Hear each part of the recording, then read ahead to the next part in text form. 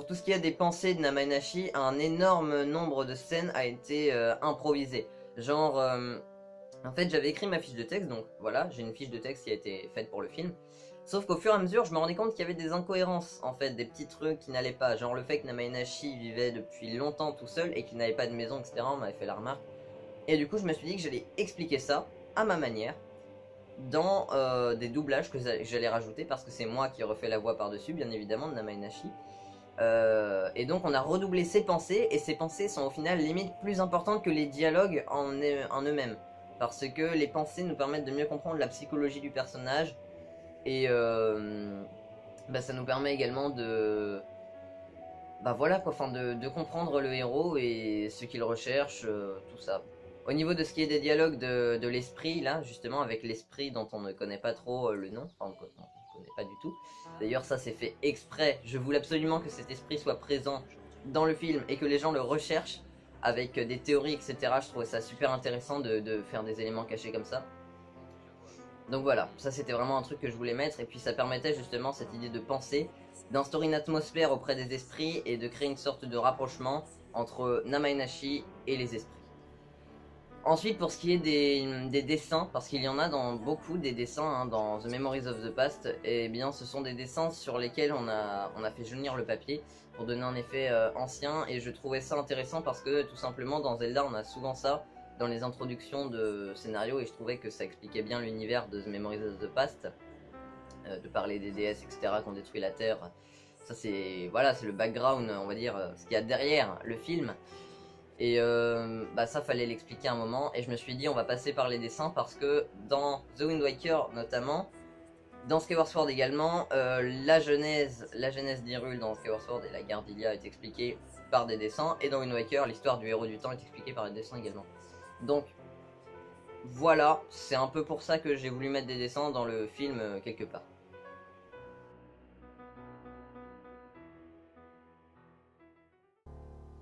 Au niveau de Namaenashi en lui-même, de sa psychologie et de son design, déjà faut savoir que pour le design de Namaenashi, j'ai réalisé de nombreux dessins. Au départ, il devait avoir les yeux bleus après avoir retiré l'épée de son socle, mais cette idée a dû être annulée parce que j'arrivais pas à enfiler les lentilles. C'était vraiment un truc qui au final m'a rebuté. J'avais acheté des lentilles, etc., mais je n'ai jamais réussi à les mettre. Et dans la psychologie du personnage, voilà, il n'y a pas de caractère particulier.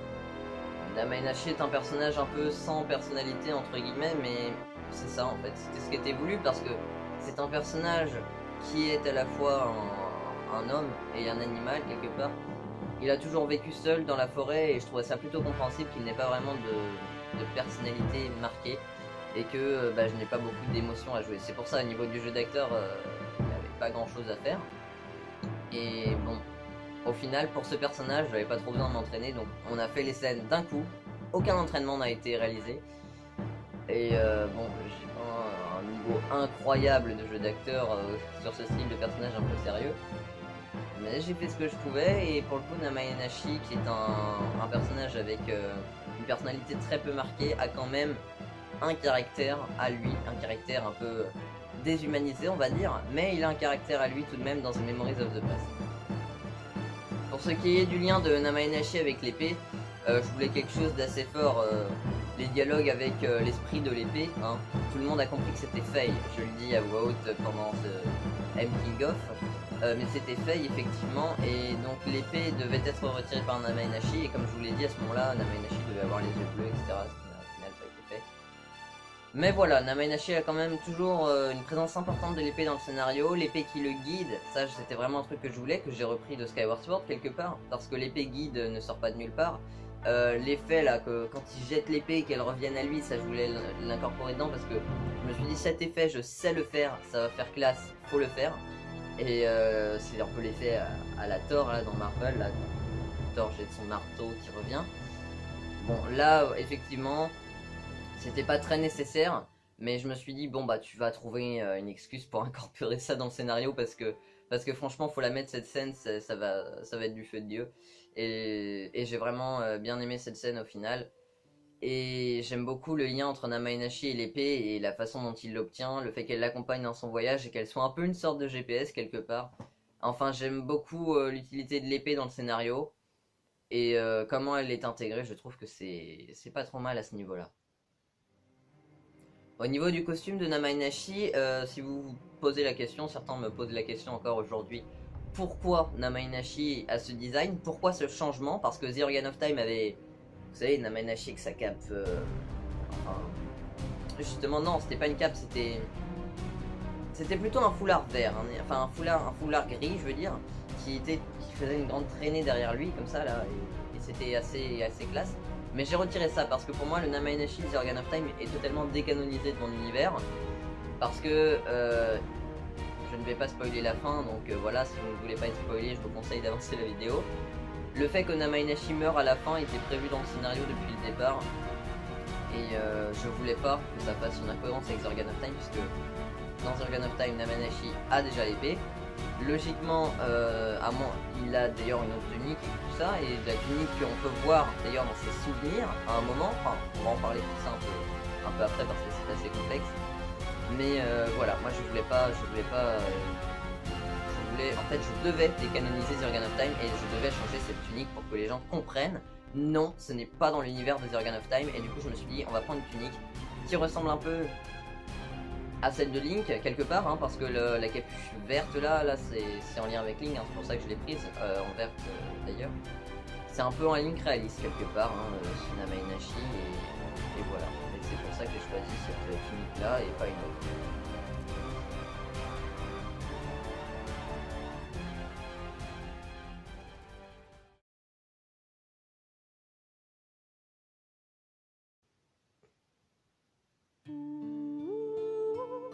Je vais profiter de ce que je dis là pour répondre à certaines questions que vous vous posez. Par exemple, il y en a qui m'ont demandé comment j'avais trouvé la fameuse église dans laquelle on a tourné au final. Et ben en fait, on fait du repérage avant, on allait à différents lieux où on savait, entre guillemets, qu'il y avait des paysages qui pouvaient coïncider avec l'univers du film. Et du coup, on allait dans ces lieux et on en cherchait des coins spécifiques au film qui pourraient être vraiment pas mal. Et on a fini par trouver un endroit pas très éloigné, qui était plutôt sympa et avec de jolis paysages. Et en fait, ce coin-là a servi à filmer. Tout a été filmé en extérieur déjà, comme vous le savez, il n'y a pas de fond vert, il n'y a rien, c'est vraiment dans la nature. Et ce coin-là a servi à filmer Namainashi dans les bois perdus. Voilà, c'était ça. C'était les bois perdus, c'était la montée jusqu'au temple de l'oubli, hein, temple important dans l'histoire, puisque en lien avec justement cette fameuse église. Mais chose importante à savoir, l'intérieur du temple de l'oubli ne nous étant pas accessible ce jour-là, et je savais pas que je pouvais tourner dedans. En plus, voilà, en vue du fait qu'il y avait pas mal de monde régulièrement dedans et tout ça, on n'a pas filmé l'intérieur dans le temple de l'oubli, chose très intéressante à voir. On a filmé l'extérieur depuis un point de vue panoramique en hauteur, là comme ça on était là, avec la caméra et on filmait. Mais voilà, je suis jamais rentré dans le temple de l'oubli, sauf après pour faire du repérage pour un film futur. Mais du coup, non, je ne suis pas du tout rentré pour le tournage de The Memories of the Past dans le temple de l'oubli en réalité. Et du coup, j'ai filmé juste de loin, juste les bois perdus, qui sont effectivement un chemin qui mène à ce temple. Ce temple entre guillemets, bien sûr. Hein. Et du coup, au final, on a filmé dans une église qui était dans une ville, mais cette église-là était plus sympa au niveau de l'intérieur par rapport au côté un peu abîmé, un peu tout ça. Elle est un peu plus terne, je trouve. Là, je vois la caméra, je regarde le film en même temps que je vous parle, c'est pour ça, vous voyez, que je prends un peu la tête de temps à autre. Mais ouais, je trouve cette église un peu plus oppressante, plus petite, plus tout ce que vous voulez. Et c'est pour ça qu'on a choisi cette église au final aussi, et également parce qu'il y a un semblant d'ouverture avec les vitraux. Les vitraux sont quelque part la seule forme de lumière dans cette église, et je trouve que ça va bien avec le fait qu'il y a un dialogue avec Zelda à ce moment-là, avec Zelda qui a un lien très fort avec Namainashi, qui se ressent, qui a eu un lien très fort en tout cas avec Namainashi, et elle retrouve ce souvenir en elle, et elle ressent à nouveau la douleur du passé au moment où Namainashi va jouer de l'Ocarina du Temps, chose qui est également en lien avec le scénario. Voilà, enfin, il y a énormément de choses à analyser dans le scénario, tout est fait exprès pour vous embrouiller. En fait, le scénario est conçu de A à Z pour vous embrouiller, en fait. C'est littéralement ça, c'est vraiment ça, parce que de base, je veux que les gens réfléchissent à des théories sur le film Et pour le moment, je ne me sens pas accompli de ce que j'ai fait parce que je n'ai pas encore vu de théorie sur le film. Mais ça viendra, j'espère, et il y aura des analyses, je pense, de tout ça parce que voilà, c'est un fan film Zelda qui se veut, eh bien, qui se veut neutre, qui se veut nouveau, qui se veut frais et qui se veut surtout novateur. Contrairement à ce qu'on peut voir parfois, effectivement, c'est pour ça que Nintendo n'aime pas ça. Souvent, les fan films Zelda veulent retourner dans le passé, les fangames également, en instaurant des personnages qu'on connaît déjà, etc. Et c'était clairement pas ce dont j'avais envie pour ce film. Et voilà, donc la scène de l'église a été filmée en extérieur d'un bâtiment, à l'intérieur un autre qui était en ville, et du coup on a pu tourner dedans, alors qu'il était ouvert au public. Bien sûr, les églises sont tout le temps ouvertes en fait, donc tant mieux. Mais fallait y aller à un moment où il n'y avait pas de monde, parce qu'il ne faut pas déranger non plus les gens, et ça c'est un truc qui est important quand même. Ne pas déranger l'ordre public, ne pas venir bien évidemment tourner pendant un enterrement, pendant un mariage, pendant une messe, pendant je ne sais quoi. Donc il fallait quand même regarder le planning de l'église et faire attention à ne pas arriver avec une capuche verte et des oreilles d'elfe pendant un enterrement. Donc voilà, ça a été assez complexe à ce niveau-là, mais on a quand même réussi à bien s'en sortir au niveau planning, au niveau de l'église. Et voilà. La fameuse scène de l'étang ensuite. Cette scène-là, cette scène où Namaenashi va récupérer le livre, justement, qui va se téléporter dans ses mains. Alors cette scène, ça a été un vrai calvaire, hein. Et encore une fois, petite anecdote de tournage. Bon, déjà, il y en a une autre anecdote de tournage rigolote. Mes bottes, j'avais des bottes qui, en fait, n'arrêtaient pas de retomber. C'était très chiant. En fait, les bottes, vous savez, il y a une partie basse sur les bottes et une partie qui remonte. Et dans la partie qui remonte, n'arrêtait pas de descendre. Et c'était très, très, très agaçant. Donc on a dû retourner des scènes à de nombreuses reprises à cause de ce problème technique là, et voilà. Mais bon, c'est un costume à petit budget pareil, hein, on n'y peut rien, et au final on s'en est très bien sorti. Mais pour la scène du lac, oui, j'avais la capuche, Namaenashi avait la capuche, voilà. Le personnage, on s'est dit, bon il y a une capuche, il va la mettre, pour une fois. Pourquoi il l'a mis? Et bah c'était pas un choix technique à la base. On s'est dit, bon ça passe, il pleut un peu, ça peut s'expliquer. Non, non, non. En fait, la vérité sur cette scène, c'est que en allant sur le chemin, on y allait à pied pour faire ce tournage-là, et on avait un sac plastique avec dedans, pas tout le costume. Enfin, si, remarque, il y avait ma capuche, parce que ma capuche, je ne la transportais pas tout le temps sur moi quand je passais dans la rue et tout, parce que sinon, imaginez, tout le monde se serait dit, mais oh mon dieu, un elfe. Donc j'avais un manteau bien fermé, hein, pour pas qu'on voie la tunique en dessous, la capuche dans le sac avec le fourreau de l'épée, les oreilles de l'elfe et l'ocarina du temps. Donc voilà, et le livre également que je t'emballais donc pour cette scène. Sauf que cette fois, on n'est pas allé en voiture, on y allait à pied pour tourner cette scène. Et du coup, en chemin, et ben en fait, une fois arrivé à l'étang, je fais, mais où sont les oreilles? Et en fait, je soulève le sac, et là, qu'est-ce qu'il y a? Il y avait un trou sous le sac. Il y avait un trou sous le sac. Et du coup, les oreilles étaient tombées en chemin. Donc on s'est dit, bah comment on fait? Bah écoute, bon, on se démerde. Donc écoute, j'ai mis ma capuche, et puis j'ai dit, bon, bah, on va faire comme ça. Et puis voilà, et du coup, on a tourné comme on devait faire à la base. Mais visage couvert par cette capuche, et au final, quelque part, je trouve que ça a son importance de la montrer un peu, qu'elle est là, cette capuche, qu'elle est bien présente dans le scénario, et qu'elle a son importance également. Mais du coup, pour ce qui est des oreilles d'elfe, sur le chemin du retour, on les a retrouvées, il n'y a pas eu de problème, et du coup on a pu tourner toute la suite du film sans devoir prendre... Heureusement j'avais 2 paires d'oreilles d'elfe au cas où il y avait un incident, donc je me suis dit, ah non, je vais devoir, voilà, parce qu'il fallait les ajuster, hein, tu les reçois, tes oreilles d'elfe, les prothèses là, et il fallait les rajuster. Du coup je me suis dit, ah bah je vais quand même faire les ajustements au cas où. Et en fait on les a retrouvés en chemin, heureusement, et donc on n'a pas eu d'ajustement à faire, et après on a pu continuer le film sans arrêt.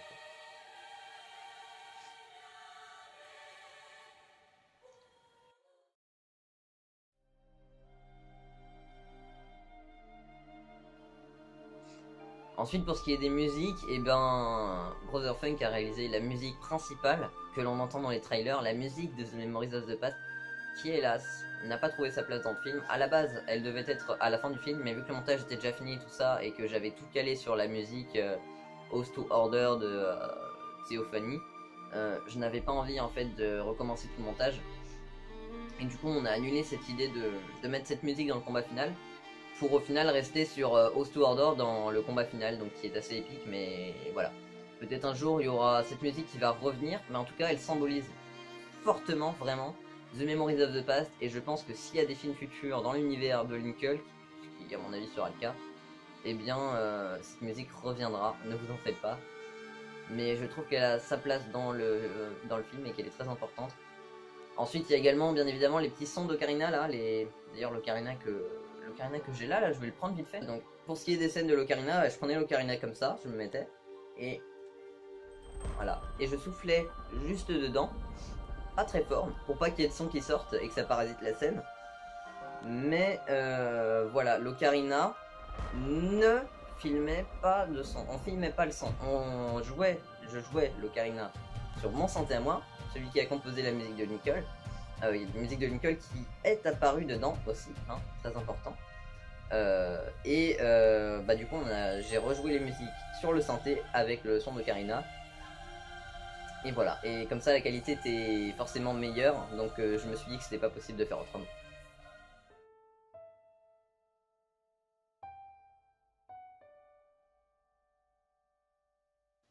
Quand Namaenashi va obtenir justement le bouclier d'Ilia, on a cette impression de surprise d'abord. Hein. Il prend le bouclier, il le regarde et il pose son épée. Et là il le soulève et il le regarde et il vacille la tête en arrière comme ça, comme s'il absorbait quelque chose du bouclier. Et en fait ça a son importance après, puisque au début on n'y prête peut-être pas attention, mais après une fois la nuit tombée on comprend mieux pourquoi le souvenir va s'éveiller. C'est parce que le bouclier lui a transmis en fait ce souvenir quelque part, ses souvenirs passés.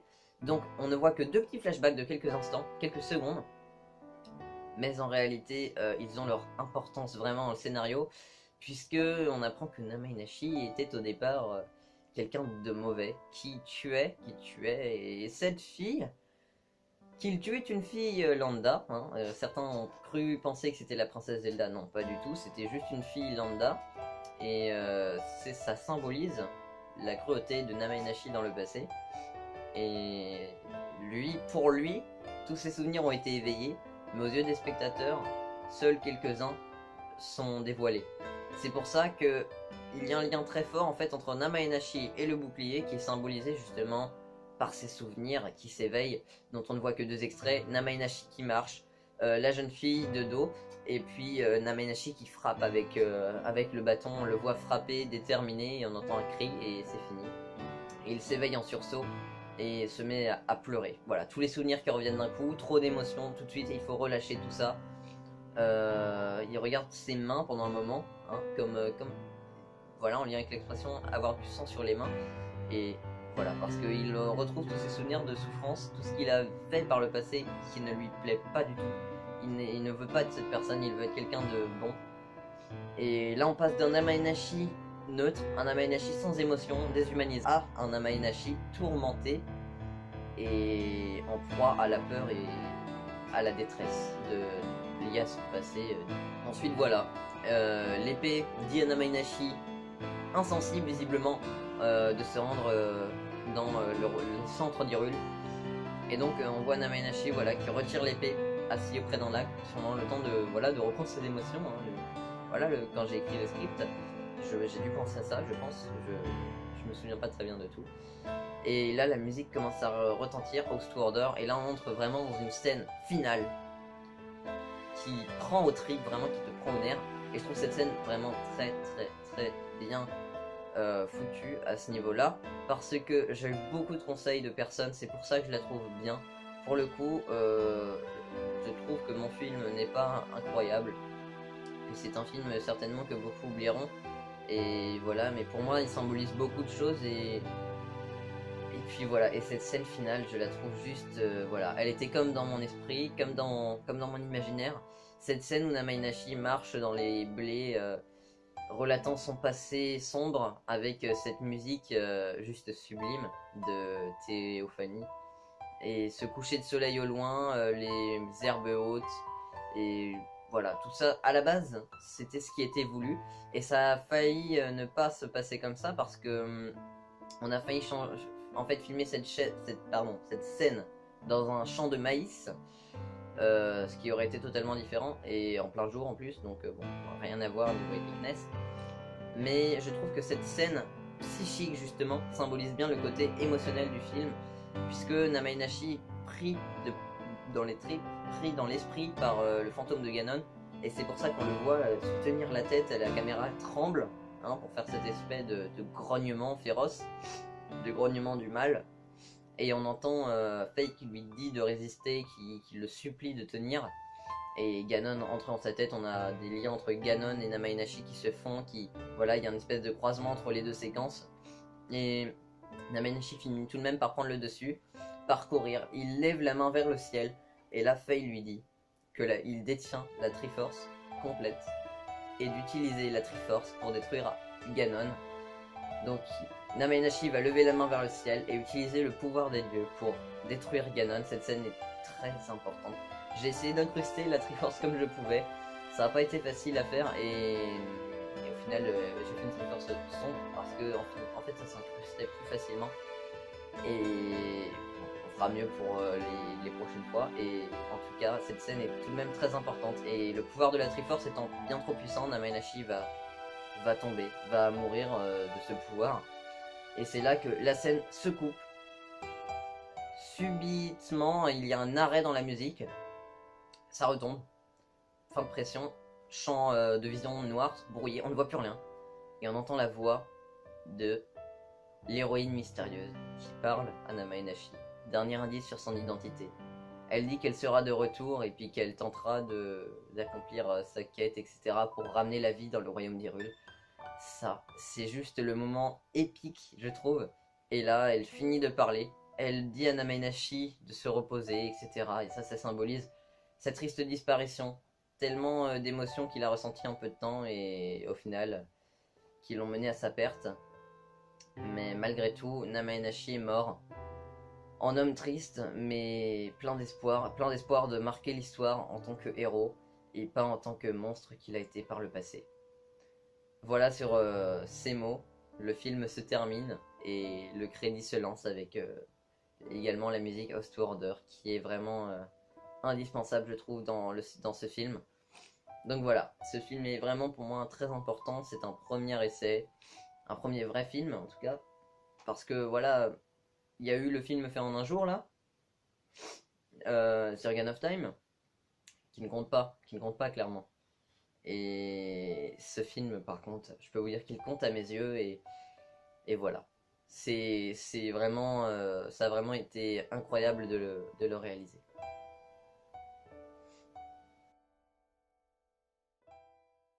Hey, salut tout le monde, c'est encore moi. Je suis juste ici pour cette fin de vidéo afin de vous donner le planning des 2 prochains épisodes de cette petite série M. King of. Alors la prochaine fois, dans l'épisode qui va paraître, donc très prochainement, eh bien vous aurez les réponses à toutes les questions que vous vous posez. En effet, j'avais lancé un sondage sur Instagram ainsi que sur YouTube, je vous en avais parlé, vous pouviez me communiquer via les commentaires et autres, afin de voir vos questions apparaître dans le M King of de The Legend of Zelda The Memories of the Past. Eh bien ce sera chose faite. Je vais répondre à absolument toutes les questions que vous avez pu vous poser dans le prochain épisode, qui sera un petit peu plus court que celui-ci. Et pour ce qui est du contenu du dernier épisode, je pense que je vous le donnerai la prochaine fois. Sur ce, bonne journée à vous tous. Ciao ciao.